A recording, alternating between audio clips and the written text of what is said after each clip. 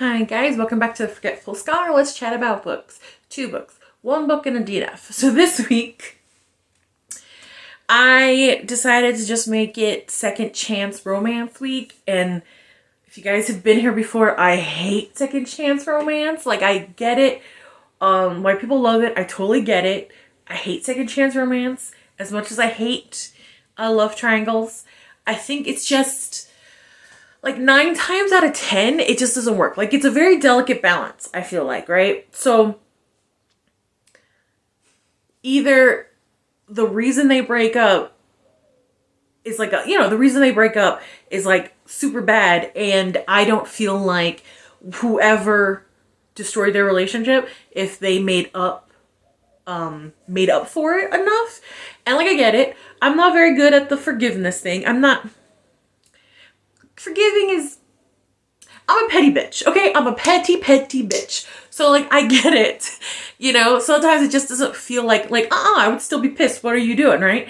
And then on the other spectrum, like, the pendulum swings all the way to the other side. And it's like, you're mad about that? Like, I'm a petty bitch. But even I'm like, come on. Like, what? It's not a big deal. Like, why are you pissed? So it feels like the author creates this artificial anger out of nowhere, you know what I mean? So that's really why I haven't really found, up until this week, a book that I felt had a good balance. That being said, the first book I read this week, actually I gave 4 stars to. I thought I wouldn't like it. I thought I would hate it because it's straight second chance romance, boy love, cozy mystery, right? So I figured I'm not going to like that. So I left the DNF to last because I was like, oh, I'll probably really like this one. It's sort of a second chance romance, but has a fake relationship trope, and I love fake relationship trope, right? But that turned out to be the one that I hated this week, and I couldn't. I went to like page 71. I was like, no, I'm done. So we're gonna talk about that one first, and hopefully I'm not gonna rant about that one too much. So the DNF is The 4-Day Fakeout West Oaks Heroes Book 3 by Hannah Shields. It's about 350 pages. And contemporary romance really isn't my jam, but I really liked the other books from the West Oak Heroes by this author. So I was like, I'm probably going to really enjoy this one. And like I said, it's sort of a second chance romance. When you read the synopsis, kind of, going into it, I didn't think they would really focus on that, but it is a second chance romance. It really is. And the mob is involved, or crime family, I should say, is involved. And I'm not really into mob romances, but this one, at least, it's not mob daddy. You know what I mean? It's what Harper, the girl, is trying to get away from. So I was like, okay, yeah, they could be bad guys. Let's go. So I thought I was really going to like this. Whew. Like I said, I went to page 71. I was like, I can't take this. I don't have the bandwidth. I'm not doing it. So, the girl is named Harper, and the male hero is named Jake. And this is Jake, Shelbourne, who is the older brother of the female heroine from the book 2 of the West Oak Heroes. And I loved that book, and I loved the sister. And I was like, oh, cool, her brother, let's go. So this book starts off 15 years ago. And I was like, okay, it's not a flashback, right? Because the flashback, we would have been in his POV, at least, in modern contemporary times, right? So this is more of a prelogue. Okay, let's go. Fine. And then in the 15 years earlier, we get a 2 years earlier. What? Okay, keep going. All right, fine. So they're in high school, they're neighbors and they're friends, and we see Jake being very protective even back then. Cool, established. Okay. She disappears one day, and then boom, we're in when this book takes place. I will say what bothered me about the 15 years ago, so like the time skip, is that the wording in some of the places was weird.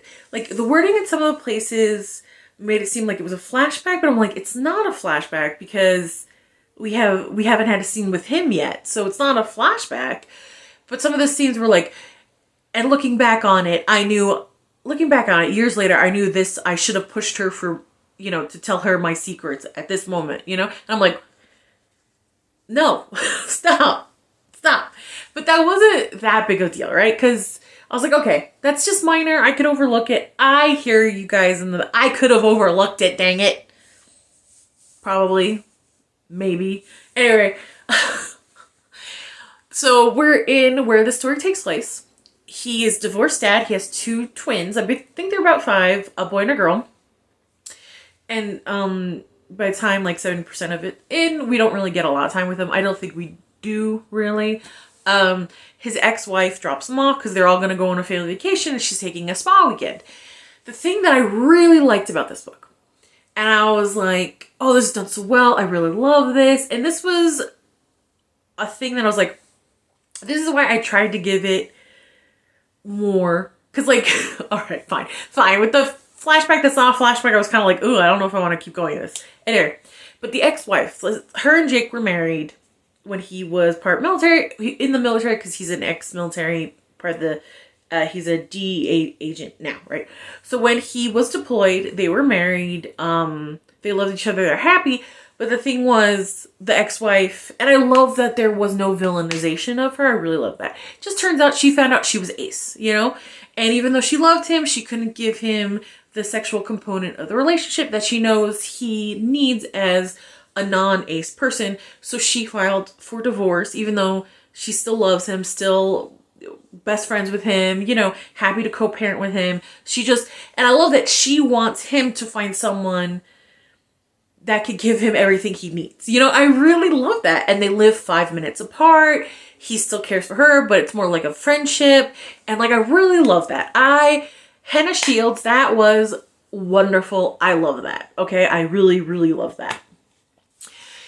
He can't go on the vacation because another DEA agent had an accident and he has to fill in for them, because in this part we find out he's one of their top, maybe not one of their top, but he regularly goes undercover for the DEA, and he's, a reliable agent and they want him, right? He's going to turn it down, but his boss basically tells him like, hey, the CI is Harper. So this is a part that I got really not confused in, but like, wait, what's going on? Because the law enforcement thinks Harper is going to be a CI. At least that's what they said in like chapter 3, or chapter 2. Harper, when we're in her POV, seems like she is getting out. Her thought process when we're in her POV seems more like they promised to get her and her family out of the crime family. So I was like, wait, where's the disconnect? I don't know they're going to address this or not, right? Because that's 2 very different things. So we're going to skip to Harper. Harper's uncle, her father's older brother, is the head of a crime family, and her dad, I think their mom, they didn't really talk about the mom, maybe the mom and the little sister are all kind of stuck in this crime family, and her POV, thinks this is a way for them to get out. So she told her cousin, who is the son of her uncle, who runs the whole thing, that her boyfriend Jake, seeing for a while, he wants to ask the uncle her hand in marriage, kind of setting up the DEA agent undercover situation, right? So that's where the fake romance comes in, and I was like, oh, this could be really fun. I actually was like, oh, this could be really fun, right? Jake finds out it's her, sneaks into her hotel room. They reconnect. Oh wait, before I get to that part, there's one part where the cousin who chokes her out and doesn't leave any bruises. And when I was thinking that, when I was reading it, it's like, oh, he knows how to hurt people, not leave bruises. She nearly blacked out from air loss. So I was like, wait, the neck has a lot of blood cells, a lot of blood, like veins really close to the surface. And I was like, huh. And it wasn't anything big, but I did think like, and I get the scene, it was trying to set up the cousin as a psycho, did that beautifully. I'm not complaining about that. But I just thought, like, how interesting would it have been if Harper was like, I don't bruise easily, but man, I wish I did, so someone would know I need help. Because she has been taking care of her family since high school, right? She's, like, you see it in the flashback that's not a flashback, her taking care of her little sister. You see these moments, even, this is like the first time we're in Harper's POV, I already got that she is the protector of this family. Not her parents, she is. And I was like, man, how interesting would it have been if that was the thing. Harper doesn't bruise easily, but man, she wish she did, because then someone somewhere would know she needs help. Like, oh, I think that would have just made it a little richer, but again, that's just me. That was just a little, like, brainwave thing going on when I was reading it, right? So he's in the hotel room, they reconnect, and then he's like, you can't do this, this is your plan is stupid, you know what I mean? Because he's protective, whatever. And I was like, cool. He's an established DEA agent, he's done undercover, he's worked with shit like this before. What's his plan? Where's your plan?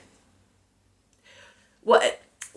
You can't say she can't do this and not give anything up of, like, an alternative. Because what's the alternative? Her staying in the crime family? And I get he doesn't know that the cousin threatened her life and her sister's life if her ex-boyfriend, her fake boyfriend, who she conveniently named Jake, turned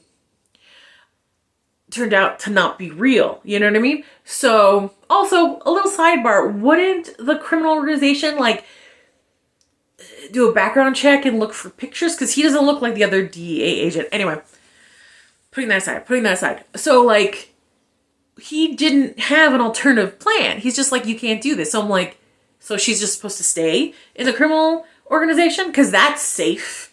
That's so safe. Oh, she'll be so protected then. Like, what are you talking about? I was like, what the hell? And then he storms out. She's like, I'm going to do it no matter what. He storms out. How's she going to do it without a guy pretending to be her fake boyfriend? I don't know. He comes back in, is like, fine, I'll do it. I was like, all right. And then in his POV, he's like, oh, you know what, this fake boyfriend, what an asshole. He's gonna just join the family instead of getting Harper out. Like, he was angry at the fake boyfriend who set up to get the DEA agent into the organization. I was like, what? What? And then I was like, what the hell? Like, I'm reading this, I'm like, Jake is not a stable person. Like, that's kind of crazy. That's kind of bananas. And then when he shows up at the restaurant, he's acting, and I quote, she calls him an alpha hole. Yeah, me too. Because that's not, I hate slang in a book, but that's not even slang. That is such a specific book community reference. I was like, what? And in the restaurant, he is acting like a douche. He is. But the whole scene made it feel like he was resentful and he was pissed off that he had to do this. This isn't some Joe Smo off the street that she conned into being her fake boyfriend, right? This isn't like the hot baker across the street that she has to pretend to be her date to her best friend's wedding, or whatever Lifetime movies do. This is a established DEA agent, right? One of their go-to guys, and he's acting like a fucking douchebag. Like, he's acting ridiculous. He's acting like they did break up and he's totally resentful. It was like pushing a fake conflict in this already situation that is going to be fraught with tension. Like, it's already going to be an interesting thing. You don't have to fake this shit. You know what I mean? And I was just like, I'm done, because he's acting like he's throwing a tantrum. And like, the thing is, he knows that this could get her, Harper, and her whole family killed. He's such a protective guy. Is he? Because right now, he's going to get her killed. Because he decided to throw a tantrum. He decided to cop an attitude. He decided that his way was the best way, although we don't know what his way is because he didn't have an alternate solution. I was like, I'm done. This is making me fucking furious. So yeah, DNF, page 71, done. I couldn't. It was Am I still gonna read Hannah's Shield? Yes. This is just one of her books I did not care for. So the book I actually gave 4 stars to. I know, it shocked me too.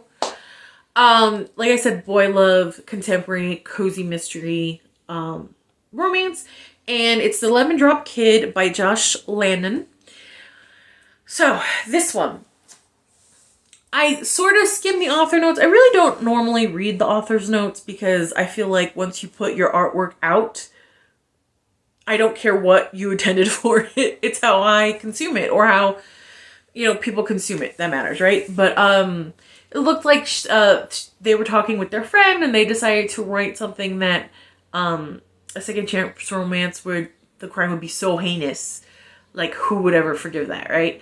So, all right, so Chaz and Jackson, Officer Jackson. So in the beginning, again, this was done well because it wasn't a flashback.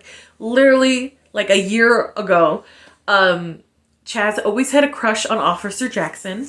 I forgot his first name and I forgot to put it down. I think it's like Raph or something. Always had a crush on him. You know, so in the bar, they kind of start something and they start a relationship, and his nickname is the Lemon Drop Kid because he loves lemon drop martinis, right? Fun. Okay. And it flashes forward to a year later. Chaz is released from the county jail. So I was like, whoa. I think why this works so well is not only did the writing really invoke emotions, we weren't there for the beginning of the relationship. So couple months into their relationship, and we learned this through arguments, really. I thought that was well done. Chaz's family owns this cookie baking conglomerate. It kind of made me think of Entenmann's, if you're in the States, you know what I mean? He is a junior VP. He works under the VP, and his older sister, is the CEO, right? Chaz, and this VP, I think his name is Tom. I don't know if it's Tom. It might be Tom. Let's just say it's Tom. It's Tom now. Anyway, had an argument. And then the next day, Chaz goes to apologize. He finds Tom dead with a gun right there. So he calls his boyfriend, Jackson, freaking out. Goes to voicemail. He calls the cops. And like, man, this small town, because it takes place in... oh man, where did it? It's like a small town.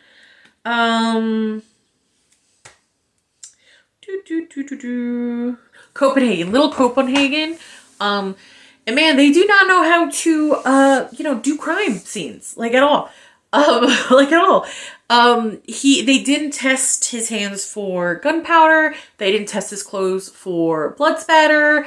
They like took a statement, let him go home, right? Turns out it wasn't, because of the argument, Chaz thought Tom might have took care of himself. You know what I mean? So he felt really guilty about that. Turns out that's not what Tom did. I don't even know if his name's Tom, but whatever. And they just decide that Chaz is guilty, even though there's like everything was circumstantial, right? So he gets put into county jail waiting for trial. His bail is denied because they're like millionaires, and he's a flight risk, right? And the whole time Jackson, at least in Chaz's point of view, puts him in jail, thinks that he is guilty. And I was like, damn, you know what I mean? That is some effed up shit. And I was like, I don't know if Jackson's ever going to be able to make up for this. This is kind of a lot, right? And then Chaz is released from the county jail because they believe he's innocent, not because they found clues, but because his older sister took care of herself. And because of that, they're like, oh, she must have done it. You're free to go. Wow. Yeah. If you're thinking that's not how crime works, like, what are you doing? Yeah, me too. I was like, okay, that's weird. Also, how horrible for Chaz. You know, his sister, who basically raised him, like their parents died And this is a quick book. It was like 150 pages. I was going to read like an hour and then come back to it, but I couldn't put it down. Their parents died when he was 6 and she was 20, and she basically raised him, right? The note that she left did not indicate any of that. And even Chaz, when he gets a copy of it from Jackson, he's like, yeah, this wasn't meant for me. Because apparently his older sister, how wonderful she was, she had many, she had a lot of affairs, right? She's married to this guy that she cares about, but he's very solid, not very passionate. And the way they talked about it, like a bunch, every once in a while she'll have an extramarital affair. She doesn't think it's a big deal. The brother doesn't like it, but, he keeps his mouth shut because that's his big sister, I did think it's interesting that Chaz in the beginning was really cooperative with the cops, and then he stopped being cooperative with the cops, not because he realized they thought he did it, because he thought his sister might have done it, because Tom was a lover of his that she broke up with. You know what I mean? So I was like, oh, okay, I get it, right? And the whole time he's looking for his golden lab, Freya, which I thought was pretty cute. Like, he just wanted his dog. I think the representation of trauma from being a spoiled brat and then thrown in county jail was really well done. He goes through a lot of emotions, and like some of the wording was just absolutely beautiful. Actually highlighted a couple of paragraphs when it came to this writing. And let's see if I can bring it up. Okay, a dramatic greeting. All right, here we go.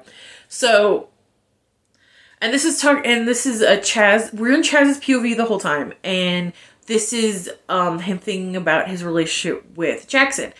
And the whole time, obviously, he gets out. He's not furious, but like, he hates Jackson. He thinks Jackson put him in jail, and his best friend is trying to show him that Jackson was hurt by the whole thing too. Jackson tries to apologize repeatedly, and through his POV, we see how devastated Jackson is too. But we're still in Chaz's brain, his POV, and like, of course, we're gonna, Team Chaz, you know what I mean? So one of the things is, the problem with hate is it's a very unsatisfying emotion.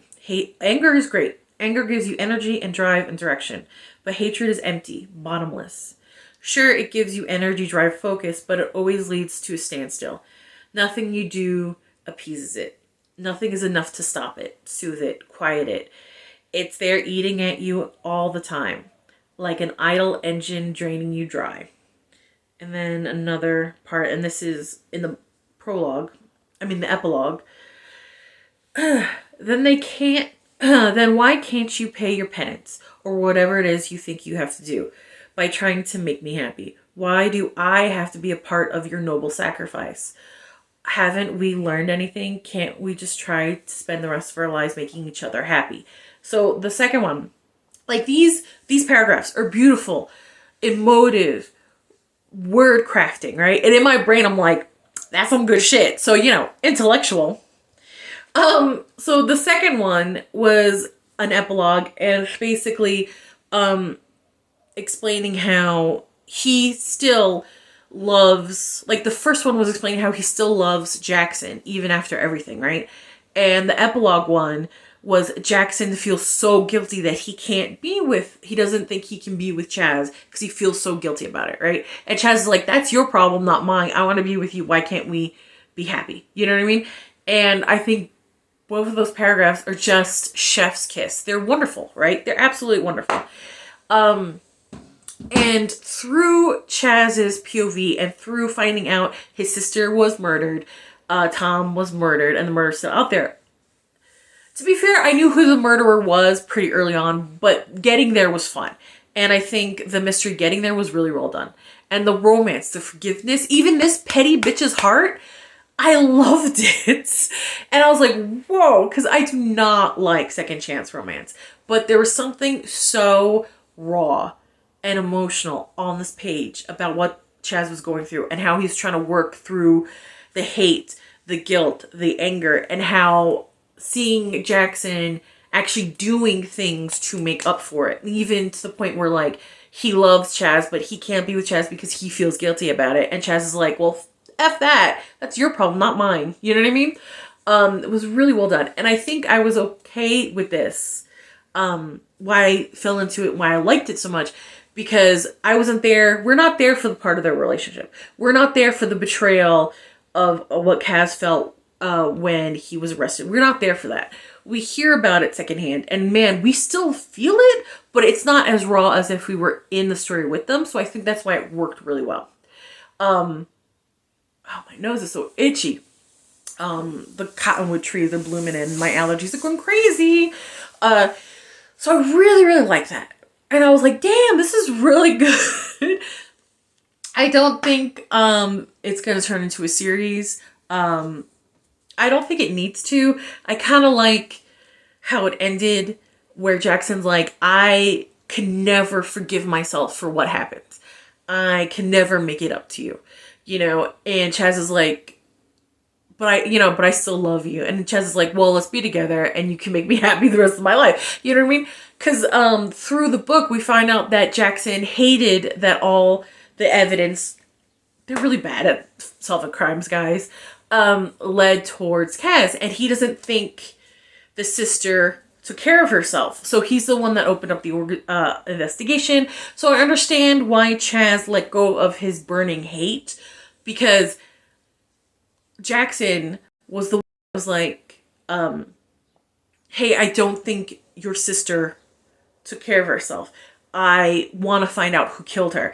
And I think that was kind of, at least for this petty bitch's heart, I was like, okay, you helped him solve his mother slash sister's murder. I think that's, yeah, I'm this petty bitch's heart. I'm good with you guys being together. I think you're very cute. This was a really emotional book. Like, it really got me in the feels, which is pretty surprising. So there we go. This was the Second Chance Romance Week. Ups and downs. It was very, like, just the pendulum swinging. You know what I mean? It was crazy. So there we go. I don't want to, but it's time for me to get back to the real world. Like, comment, and subscribe, and I'll see you later. Bye.